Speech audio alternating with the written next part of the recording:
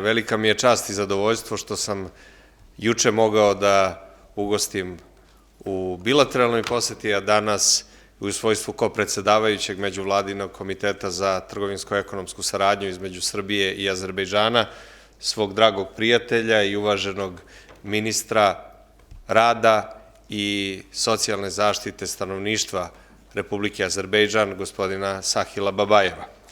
U veoma prijateljskoj atmosferi bili smo u prilici da razgovaramo juče o bilateralnoj saradnji između naša dva ministarstva, kojom prilikom smo potpisali i akcioni plan našeg delovanja na osnovu memoranduma o saradnji između naša dva ministarstva, koji obuhvata period od 2023. 2024. godine. Danas smo održali 7. sednicu Međuvladinog komiteta za ekonomsko-trgovinsku saradnju između Republike Srbije i Republike Azerbejdžan.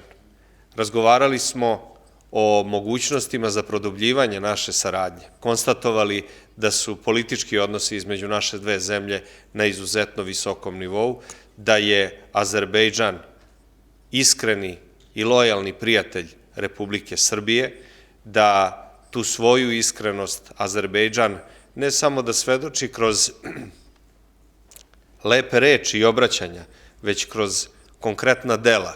Podsjetiću vas da je na glasanju u Savetu Evrope za otpočinjanje prijema u članstvo takozvanog Kosova,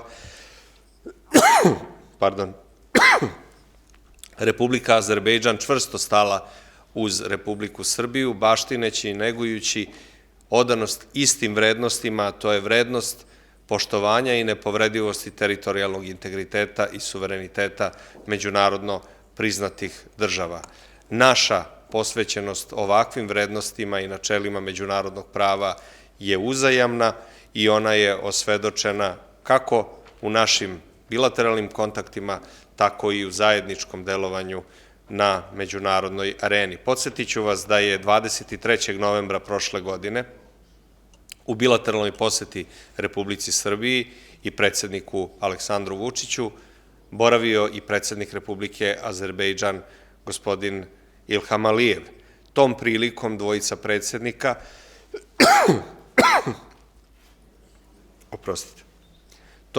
dvojica predsednika potpisala su memorandum kojim je formiran Savet za strateško partnerstvo između naše dve države. Sledeći primer izuzetno dobrih i prijateljskih ličnih odnosa naša dva predsednika i mi kao ministri u dvema vladama trudimo se da svojim delovanjem, kako u resorima koje vodimo, ali i tako kao kopredsedavajući Međuvladinog komiteta za ekonomsko-trgovinsku saradnju, dajemo i svoj lični doprinos razvoju tih odnosa.